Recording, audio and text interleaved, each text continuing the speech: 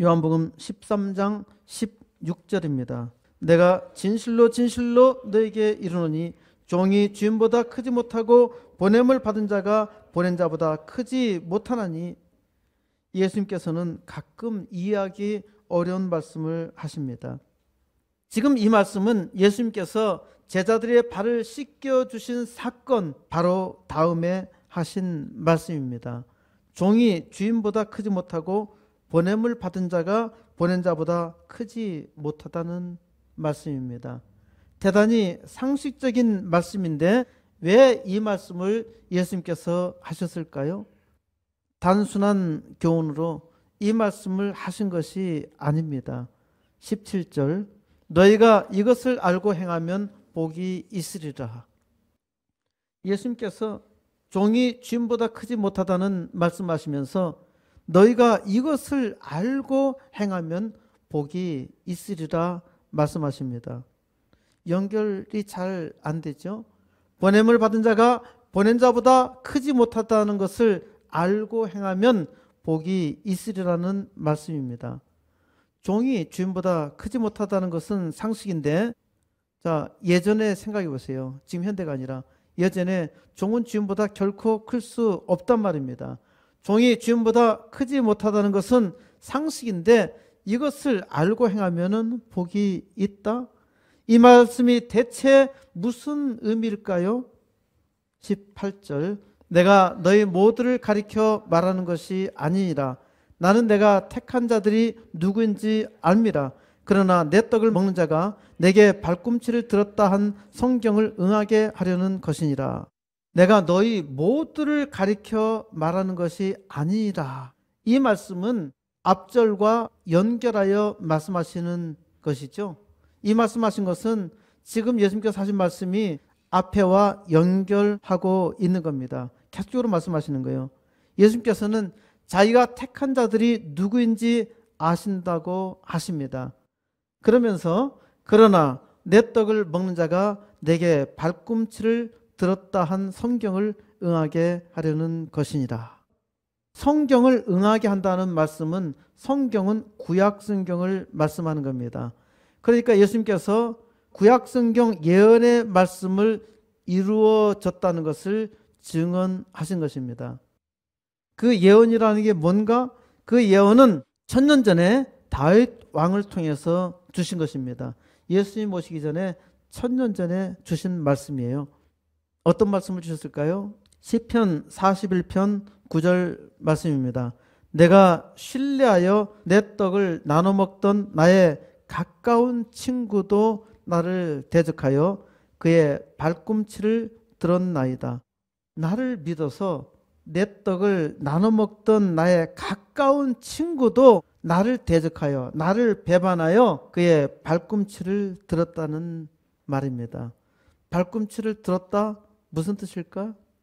내가 신뢰하여 내 떡을 나눠 먹던 나의 가까운 친구도 나를 대적하여서 내 발꿈치를 들었다. 어떤 의미일까? 그렇지, 돌아섰다. 나를 배반했다라는 말이죠. 충분히 짐작할 수 있는 말입니다. 나를 대적했다는 말입니다.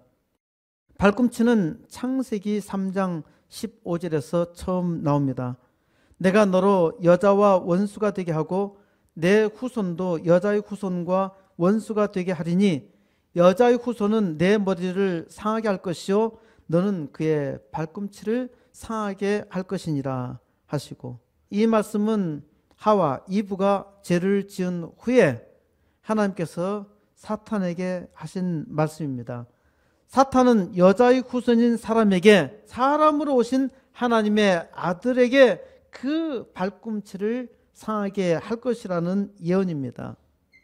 이제 예수님을 배반하는 제자가 예수님의 발꿈치를 상하게 하는 사탄의 일을 수행할 것입니다. 예수님께서 배반자 가룟 유다를 지목하여 말씀하신 것이죠. 가룟 유다가 자기는 위대한 일을 한다고 생각하지만은 보냄을 받은 자가 보낸 자보다 크지 못하다는 사실을 유다는 깨닫지 못했습니다. 이 사실을 알았더라면은 하나님께서 예수님을 보내고 또 예수님께서 그의 제자를 보냈다는 사실을 깨달았다면은 복이 있었을 텐데 유다는 저주를 선택한 것입니다. 19절 말씀입니다. 지금부터 일이 일어나기 전에 미리 너에게 일러두면 일이 일어날 때 내가 그인 줄 너희가 믿게 하려 함이로라. 예수님께서 일이 일어나기 전에, 곧 예수님께서 십자가에 달리기 전에 미리 제자들에게 말씀하신다는 겁니다. 그래야 나중에 이것을 깨닫고 믿게 하려고 하신 것입니다. 하지만 사람들은 아주 면밀하게 많은 증거를 보여주어도 잘 믿지 못합니다. 예수님께서 십자가에 달린 현장을 보고 그 모든 예언이 성취되었음을 자기 눈으로 똑똑히 보아도 사람은 믿지 못합니다. 하나님의 은혜가 없이는 사람은 절대로 믿을 수 없는 겁니다. 20절, 내가 진실로 진실로 너에게 이르노니 내가 보낸 자를 영접하는 자는 나를 영접하는 것이요 나를 영접하는 자는 나를 보내신 이를 영접하는 것이니라. 예수님을 받아들이는 자는 예수님을 보내신 하나님을 받아들인다는 말씀입니다. 예수님이 보낸 자를 받아들이는 자는 예수님을 받아들이는 것이에요. 예수님을 믿지 아니하는 자는 예수님을, 또 그를 믿는 사람도 받아들이지 않습니다. 세상 사람들이 하나님을 믿는 우리를 받아들입니까? 받아들이질 못하는 거예요. 우리를 받아들인다면 예수님을 받아들이고 하나님을 받아들일 수 있어요. 하나님을 받아들인다면 예수님을 받아들여야 되고, 또 예수님을 받아들인다면 예수 믿는 자들도 받아들여야 합니다. 이것이 원리잖아요. 우리는 보세요. 우리는 예수님을 받아들이니까 예수님을 받아들이는 나도 여러분도 받아들이잖아요. 우리는 하나님 안에서 한 형제, 한 자매가 된 것이란 말입니다. 예수님을 받아들였기 때문이죠. 이게 사람 마음대로 안 되는 겁니다. 21절, 예수께서 이 말씀을 하시고 심령이 괴로워 증언하여 이르시되 내가 진실로 진실로 너에게 이르노니 너희 중 하나가 나를 팔리라 하시니, 예수님께서 이 말씀을 하시고 심령이 괴로웠습니다. 왜 괴로웠을까요? 자기를 믿지 아니하는 제자가 자기를 팔 것을 생각하니까 가슴이 아픈 겁니다. 괴로운 겁니다. 그러나 어쩔 수 없잖아요. 그는 자기의 운명대로 갑니다. 자기 욕심대로 갑니다. 예수님께서 아주 심령에 괴로워하면서 아주 충격적인 말씀을 증언하십니다. 너희 중 하나가 나를 팔리라. 너희 중 하나가 나를 배반할 것이라. 이 충격적인 선언을 하십니다. 얼마나 가슴 아픈 이야기겠어요? 22절, 제자들이 서로 보며 누구에게 대하여 말씀하시는지 의심하더라. 예수님께서 갑자기 너희 중에 하나가 나를 팔리라 말씀하시니까요, 제자들은 깜짝 놀라가지고 도대체 어떤 놈이야? 어떤 놈이 우리 선생님을 판다는 얘기예요? 그런 나쁜 놈이 어디 있어? 선생님이 하시는 말씀이니까 제자들은 믿는 겁니다. 그러면서 어떤 놈이 팔 거야? 그것을 의심하고 있는 겁니다. 서로 의심하면서 무슨 생각할까요? 저놈은 나를 또 의심하는 거 아니야? 사실 의심받을 자는 자기 자신이잖아요. 그렇지 않나요? 예수님 팔 자는 다 나야. 베드로 보세요. 이 말 끝난 다음에 배반하잖아요. 그런 마음들이 다 없어요. 그러니까 예수님께서 십자가 달 때 다 도망갔잖아요. 다 그런 놈들이라고요. 그게 사람이에요. 사람이야. 자기 일만 잘하면 되는데, 자기에게 주어진 일만 잘하면 되는데 누가 예수님을 감히 배반해? 제자들이 서로 보면서 의심합니다. 이게 동력 따위 관계가 아니라 서로 밟고 올라가는 관계이기 때문에 그래요. 사람의 욕심이죠. 사람의 본성을 그대로 드러내고 있습니다. 23절, 예수의 제자 중 하나 곧 그가 사랑하시는 자가 예수의 품에 의자하여 누웠는지라. 예수님의 제자 중에 아주 건방진 제자가 있었어요. 예수님의 품에 떡 버티고 누워있어. 기대어 누워있어. 잘 생각해 보세요. 얼마나 건방진가. 예수님의 품에 기대어 있던 자는 자기 과시형 인간이 아닌가 합니다. 어떻게 감히 예수의 품에 기대어 있을 수 있나요? 한번 생각해 보세요. 자기들은 예수님이 이제 왕으로 왔고 로마의 지배에서 굉장한 일을 하실 분이라 그런 상상을 충분히 하고 있었단 말입니다. 지금까지 한 것으로 보아도 굉장해. 그런데 굉장한 분인데 그 가슴에 기대어 누워 있어? 어디 왕 앞에 붙일 수 있어요? 왕이 너무 좋으시다는 말입니다. 그렇지 않아요? 왕이 아주 나빠봐. 감히 그럴 수가 없죠. 우리의 왕이 너무너무 좋으신 분이기 때문에 그대로 두신 겁니다. 24절 시몬 베드로가 머릿짓을 하여 말하되 말씀하신 자가 누구인지 말하라 하니 그가 다른 제자들에게 머릿짓을 하면서 건방지게 말합니다. 우리 스님께서 말씀하신 자가 누구인지 말해. 대답할 사람 아무도 없잖아요. 그런데 거기서 완전히 건방을 떠는 겁니다. 25절 그가 예수의 가슴에 그대로 의지하여 말하되 주여 누구니까? 예수님의 품에 그대로 기대어 말합니다. 참 건방지고 교만하지요. 주여 누구니까? 주님한테 주님 누굽니까? 하고 묻는 거예요.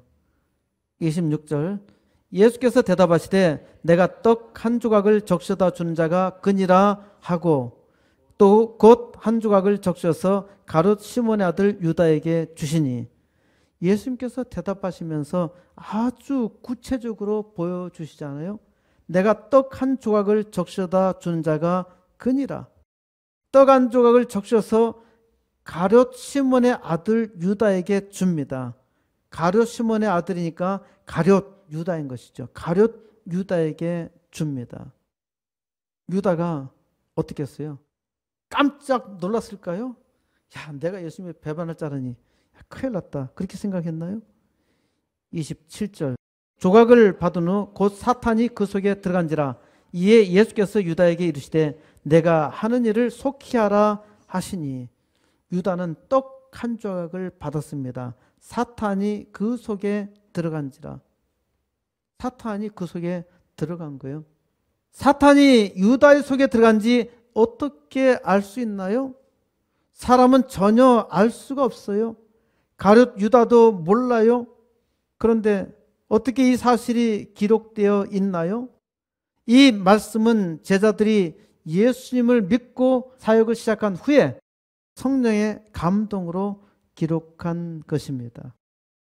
이 사건이 있을 때 기록한 것이 아니라 한참 지나서 하나님의 성령이 요한의 마음을 감동시켜서 그 감동으로 기록한 것입니다.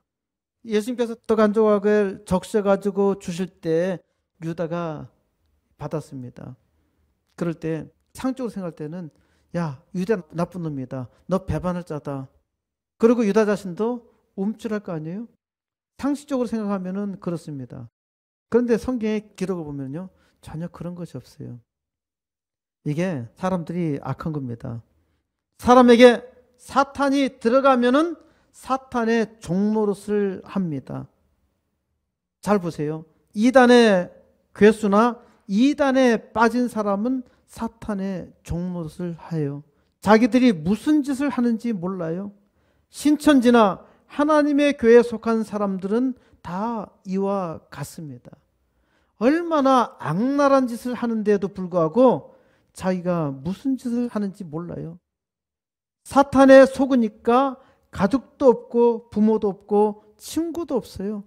오직 사탄의 종노릇만 하는데 자기가 얼마나 악의 노예로 사는지 전혀 모릅니다. 사람이 얼마나 어리석은가 하는 것을 보여주는 거예요. 그러니까 속지 마세요.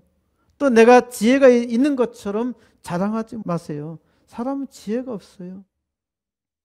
이렇게 직접적으로 하나님께서 보여주셔도 잘 깨닫지 못한다는 말입니다.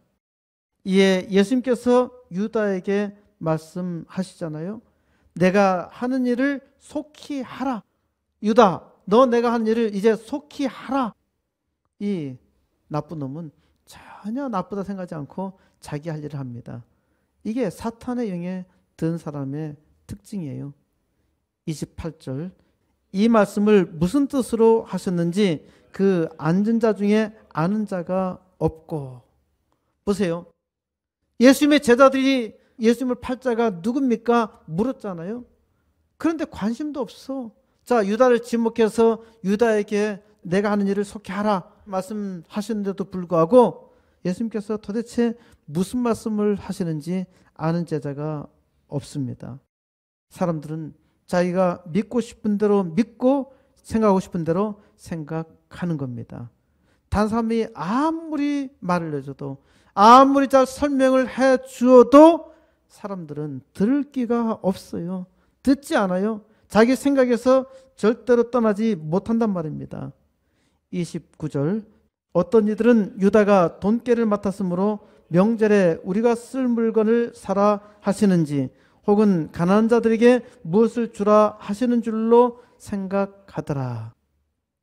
이것이 사람들의 생각입니다. 내가 하는 일을 속히 하라고 하니까 유다가 돈깨를 맡았으므로, 그러니까 유다는 재무 담당이라는 말입니다. 재무 담당이기 때문에 재무에 관련된 일을 하라는 말씀인 줄 생각했습니다. 이제 유대인의 최대 명절인 유월절이 왔기 때문에 유월절 행사에 대해서 준비하라는 것이 아닌가. 우리 예수님은, 우리 주님은 항상 가난한 자에 대해서 말씀하셨기 때문에 가난한 자들을 위해서 이제 명절이니까 뭔가 그들을 위해서 준비하라, 그 말씀이 아닌가. 제자들은 그 정도로 생각했던 것입니다. 30절.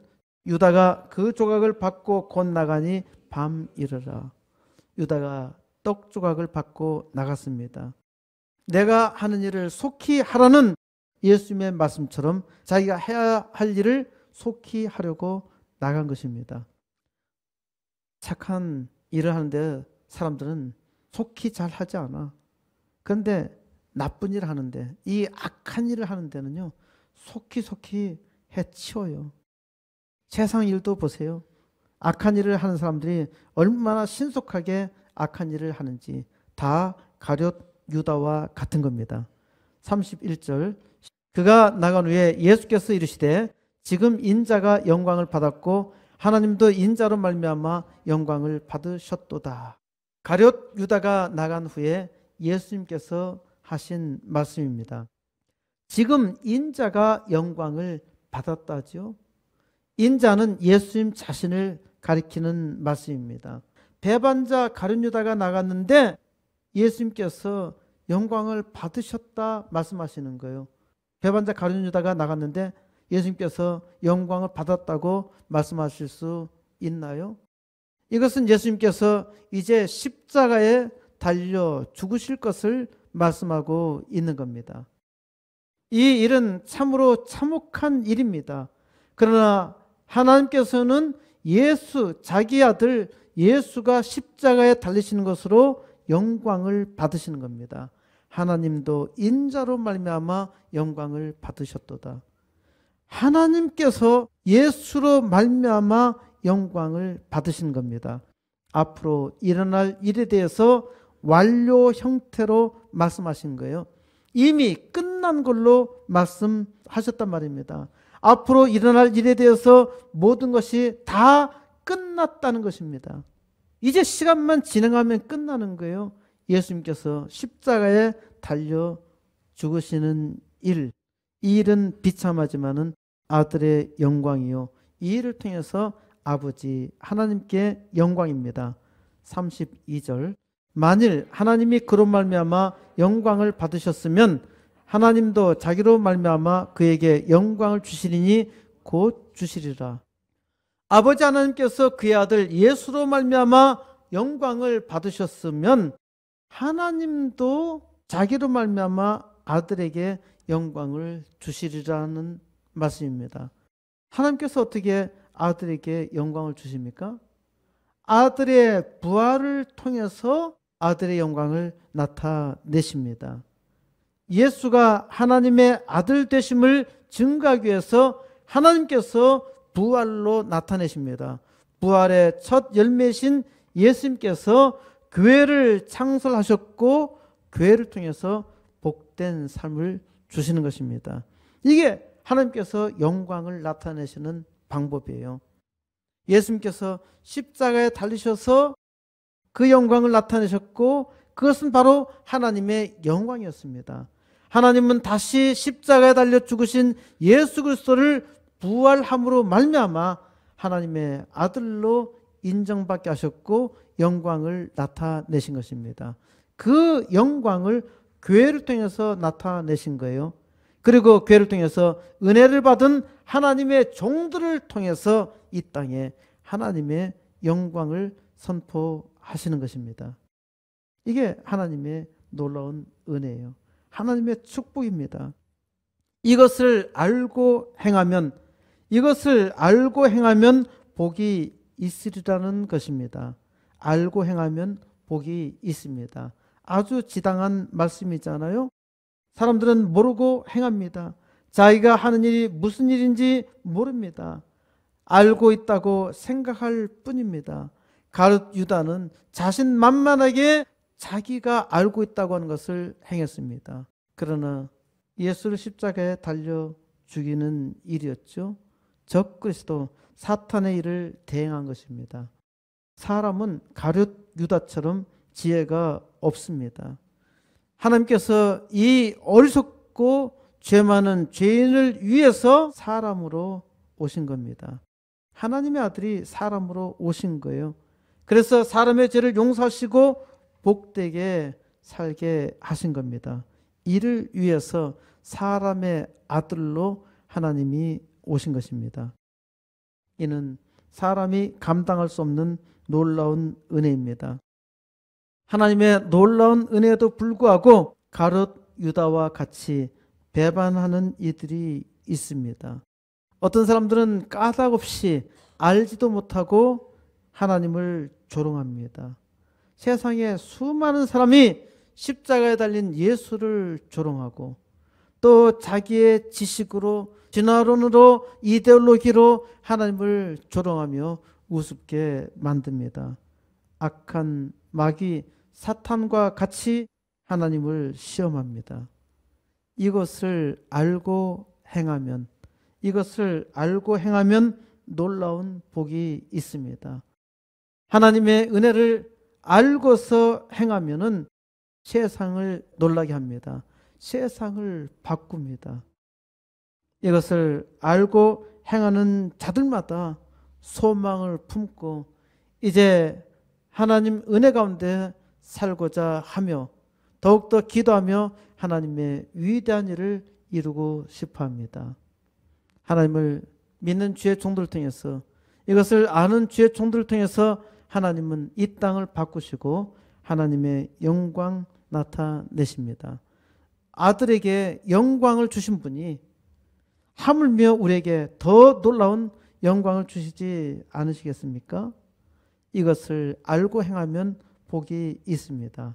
하나님을 아는 자들마다 놀라운 복을 알고 믿고 감사하며 이 땅에 하나님의 위대한 역사를 이루었습니다.